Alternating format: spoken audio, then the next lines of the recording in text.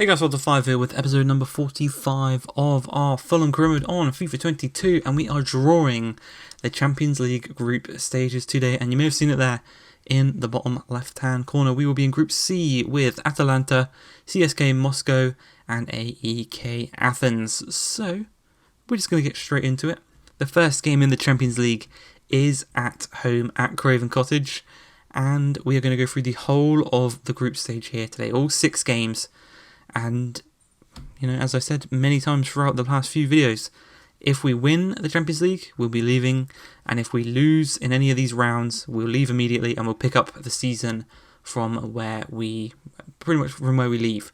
But the first chance does come our way is through James Maddison very early on in the game. Trying to go up in this one, obviously. Atalanta, we've never really faced this kind of opposition, obviously, in the Europa League.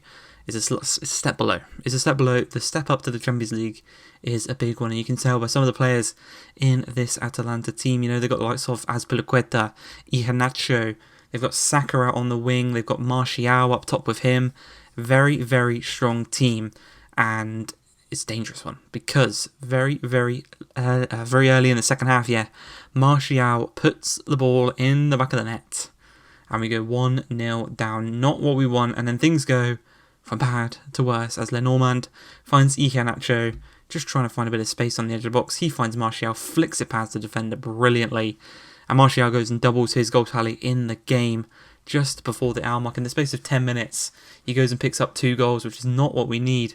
And he's on the attack again here, but thankfully Perez picks up the ball. We lose it straight again, and it's just showing the difference between the Premier League, the Europa League and the Champions League. This is different gravy. But Ramos, through on goal, does score his first goal in the Champions League for the club.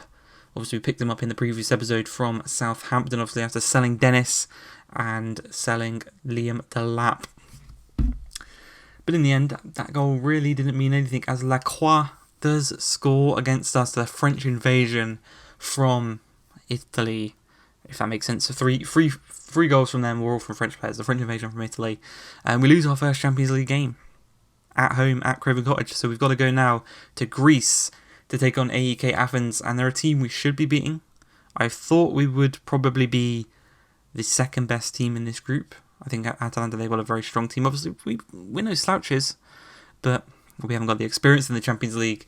But in back-to-back Champions League games, Ramos does score, and he does start now to repay that price that we paid for him.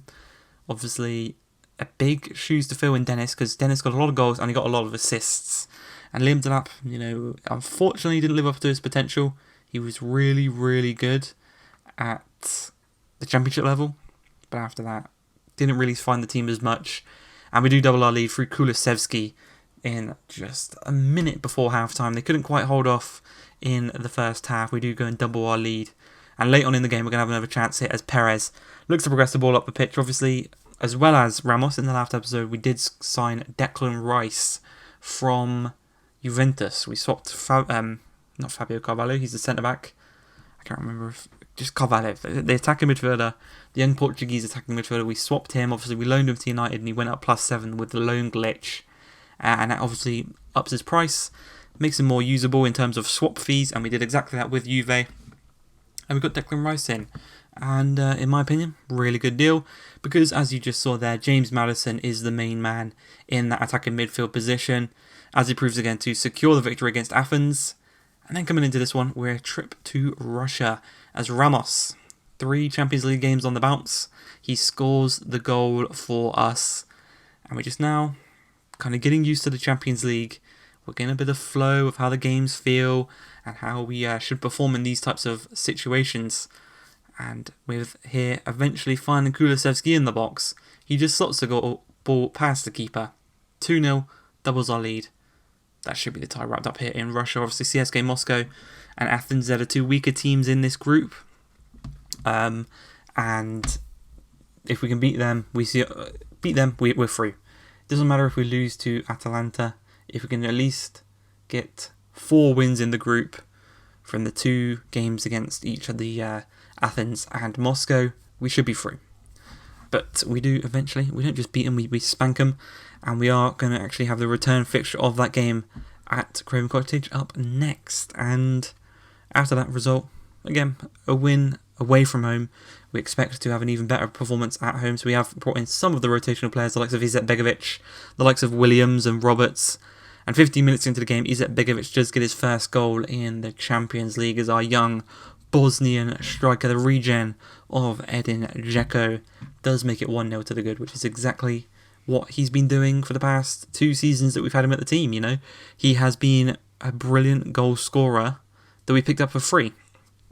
Simple as, you know, a perfect rotational player, costs us nothing, and he bags a lot of goals.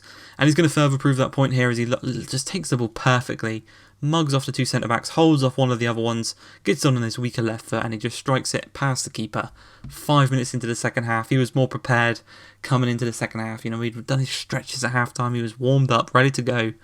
Defenders clearly weren't, and he does take advantage of that, making it 2-0 to ourselves. And we're cruising at this point. You know, that loss to Atalanta on the first match day, we've shaken it off, and we are moving forward. We do concede to Moscow, though, and we're struggling to find clean sheets in the Champions League. The finishing in this competition is elite, as we're going to see here with Izet Begovic at the near post, grabbing his hat-trick.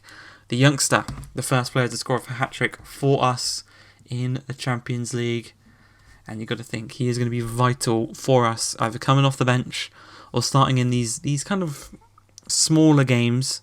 You could say, obviously, he is 2 ratings lower than Ramos, so he's obviously going to be the rotational player. But when he does come in, he does stuff like that. What more can you ask for, you know? What more can you ask for? As we come into the penultimate game of the group stages, we have got 3 wins on the bounce. Looking to make it 4 here against Bergamo Calcio, also known as Atalanta.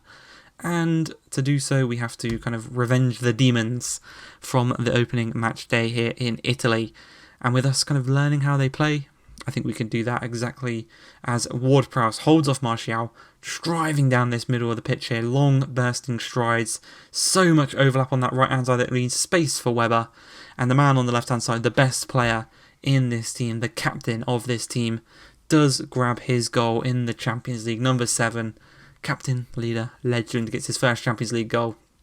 And we move forward, because we're not done there, as Ramos looking to get another goal here for us in the Champions League. A lovely kind of just shimmy the ball to the outside, cuts past the defenders and the keeper, not really know how to react to that. And he just slots it past both of them.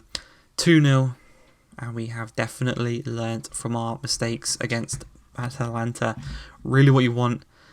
Can we keep a clean sheet? That is the next thing. We haven't kept a clean sheet yet in the Champions League, and unfortunately we're not going to keep one here tonight because Martial gets his 3rd goal against us in 2 games, and he was a player I was looking at. I was looking at signing Martial before I looked at Ramos and before I looked at Hlozebek, and yeah, unfortunately we didn't pick him up, and he did go to Atalanta. But the final group stage game, we are secured to go through. We're taking on AEK Athens at Craven Cottage. If we win here today, we finish top of the group ahead of Atalanta. Anything else, I do believe we finish 2nd. But that's absolutely fine with myself because we're going through. Going through is going through. We're eventually going to have to play the harder teams sooner or later. And I don't really mind if we play them sooner because we'll probably beat them. And it will just be another hard team out of the competition, out of our way. And an easier route for us the further we go. But a little bit of a shock in the system here. Athens actually go 1-0 to the good in this one. And with 10 minutes remaining, we're still trailing. You can see some of the players on the pitch. The likes of Sessignon, Izet Begovic is playing. Reed, you can see in the midfield there. We're not playing the strongest team. But Izet Begovic is a clinical finisher. He makes it 1-1. He gets us back on level terms. And we still need that one last goal. And with the clock striking the 90th minute, the board goes up. There's 1 minute left in this game added into injury time. Izet Begovic plays the ball through to Riley Weber. He's against the keeper. He's just going to cut inside, strike it past him. And that is what the captain does. When you need a goal, when you want to finish top of the group, your captain stands up, your captain delivers the goal, and that's exactly what we have done. Winning this game, topping the group, we'll progress through to the knockout rounds, and that's going to be in the next episode. See who we get. I hope you guys have enjoyed this one though. If you have, please like, subscribe, and peace.